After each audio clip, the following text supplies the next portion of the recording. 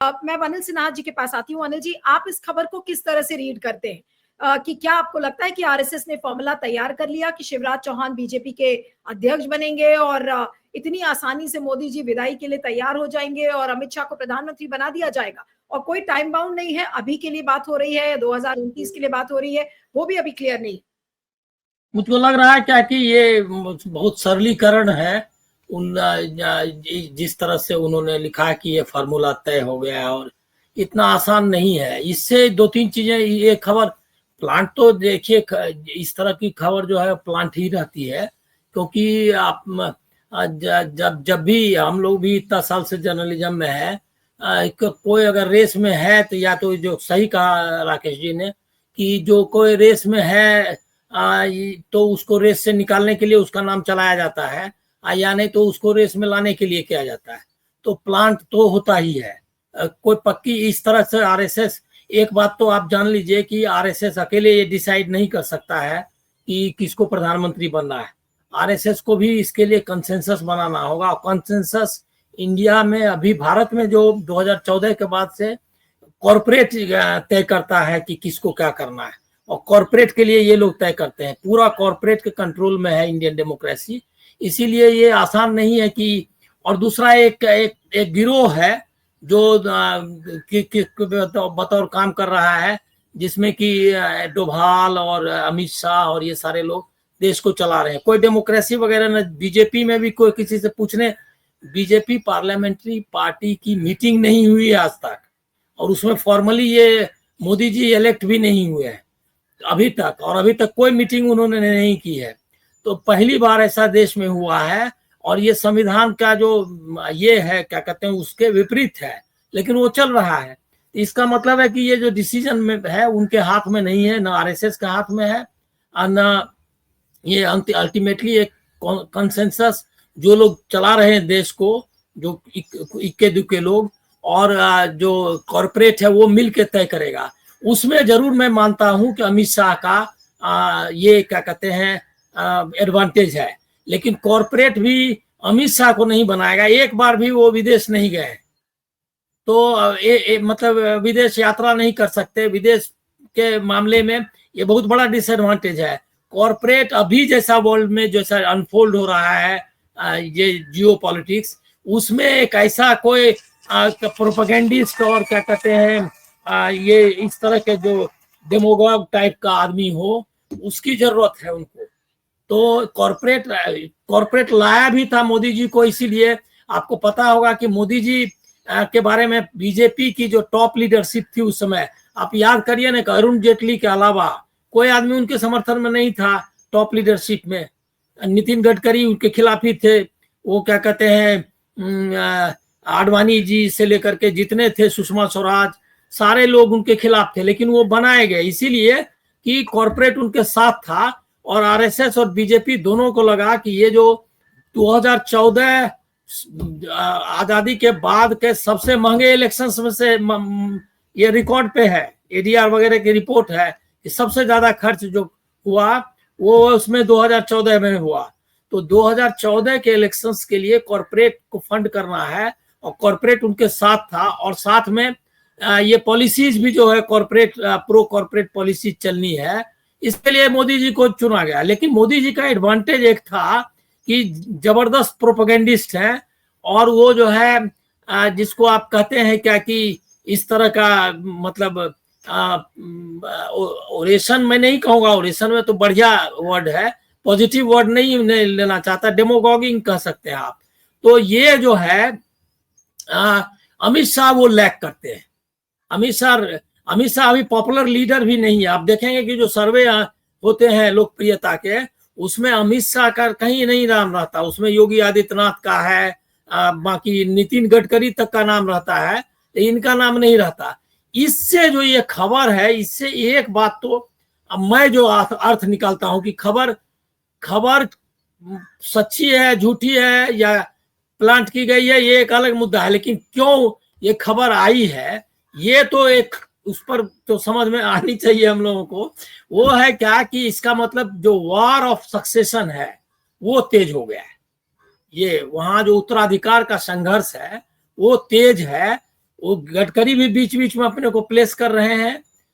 योगी आदित्यनाथ हमको लग रहा है थोड़ा पीछे हो गए हैं, उनको लग गया है क्या कि बुराई होने लगी है। योगी आदित्यनाथ की तो आनंदीबेन बुराई करने लगी है, उनके प्रशासन की, उनकी तो ओपनली अब खुले मंचों पर बुराई हो रही है। नहीं, योगी आदित्यनाथ जो बीच में जो जिस तरह से मतलब जितना उत्साहित और मतलब ये दिखाई दे रहे थे, वो हमको नहीं दिख रहा है। थोड़ा उनको लगने लगा है क्या कि क्योंकि कॉर्पोरेट या किसी ने इंडिकेट ये नहीं किया ना, सिग्नल नहीं किया कि उनको वो समर्थन कर सकता है, तो उनको जो पावर लॉबी है वहां उनको वो समर्थन नहीं मिला जो जिसके लिए वो कोशिश कर रहे थे। और हमको लगता है कि आरएसएस भी उनको मतलब बैक करने के लिए तैयार नहीं है, तो वो निकल गए। लेकिन देखिएगा कि जो नंबरिंग आती है, क्या कहते हैं, लोकप्रियता का जो फर्जी है, वो सर्वे वगैरह के बारे में मैं एक बात ये डिस्क्लेमर दे दूं कि मैं सारे सर्वे, बहुत सारे सर्वेयर को भी मैं जानता हूं और ये सब लोग जानते हैं, ये सब बेईमान लोग हैं और भ्रष्ट है। वो तो इसकी, और देश में, भारत में हो भी नहीं सकता। भारत में नीलू व्यास और अनिल सिन्हा दोनों के व्यूज को आप एक साथ नहीं रख सकते, एक साथ हम लोग हैं तो भी। इसीलिए कि भारत एक डाइवर्स कंट्री है जिसका बहुत ही लेयर्स है यहाँ के आइडेंटिटी में। तो वो अमेरिका नहीं है कि आपने जो किया वो आपको यूनिफॉर्म मिल जाएगा। दूसरा, बहुत छोटा सैंपल साइज में करते हैं, छोड़ दीजिए वो। तो सर्वे जो है वो सर्वे फर्जी है, लेकिन उसमें भी अमित शाह जो है, कभी मुझको ध्यान नहीं आता कि अमित शाह देश के सबसे लोकप्रिय नेता या नंबर 2 के लोकप्रिय है, ये नहीं है। इवन कार्यकर्ताओं का, अगर बीजेपी के कार्यकर्ताओं में सर्वे करा लिया जाए तो हमको लग रहा है क्या कि वो पॉपुलैरिटी बहुत नीचे है। तो मैनिपुलेशन से, देखिए, हिंदुस्तान का प्रधानमंत्री पद आपको सब, अगर ठीक से अगर आप देखेंगे, कोई मैनिपुलेशन से प्रधानमंत्री नहीं बन पाया।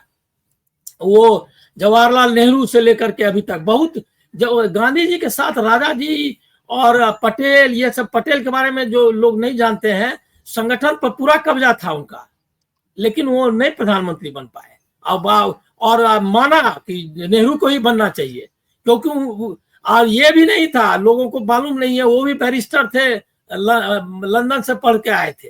वो ये नहीं पहनते थे खादी का कुर्ता, और ये इसका मतलब ये ना समझ ले कि कोई वो अनपढ़ और इस तरह के जो थे, मतलब सेमी लिटरेट आदमी, बहुत ही मतलब पढ़े लिखे और ऊंचे ये से थे, ये बैरिस्टर थे सरदार पटेल।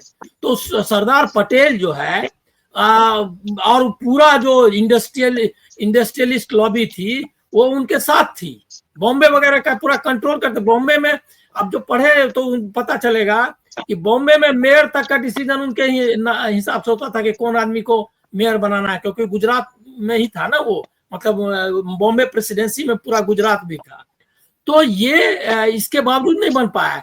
बहुत कोशिश की मोरारजी देसाई ने, लेकिन जब जेपी मूवमेंट में उनको एक्सेप्ट कर लिया तब बने। ने तो इंदिरा गांधी के समय में, लाल बहादुर शास्त्री के समय में बहुत कोशिश की, और वो इनसे ज्यादा लोकप्रिय थे, इनसे ईमानदार भी थे, और उनका बैकग्राउंड भी फ्रीडम स्ट्रगल का था अमित शाह के मुकाबले।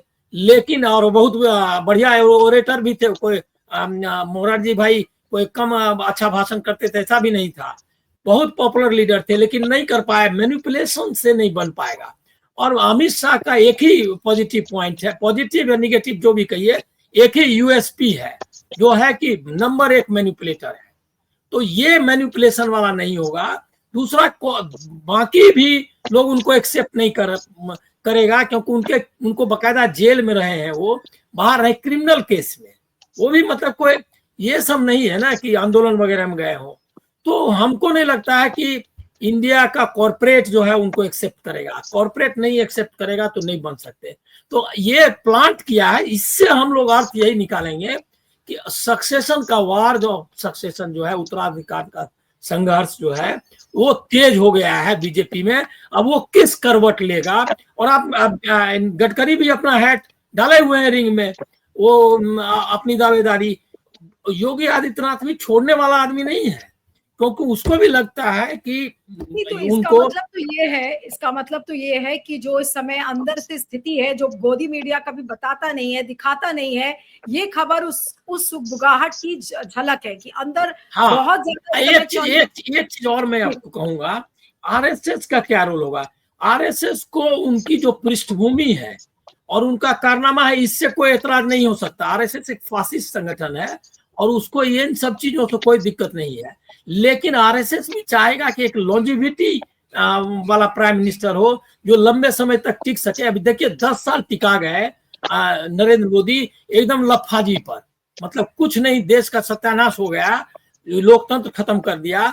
आरएसएस को कोई दिक्कत नहीं है इससे, आरएसएस कंफर्टेबल है। मैं ये नहीं मानता कि मोदी जी के कारनामों की वजह से या उनके एरोगेंस की वजह से आरएसएस के इससे अच्छे दिन कभी नहीं थे।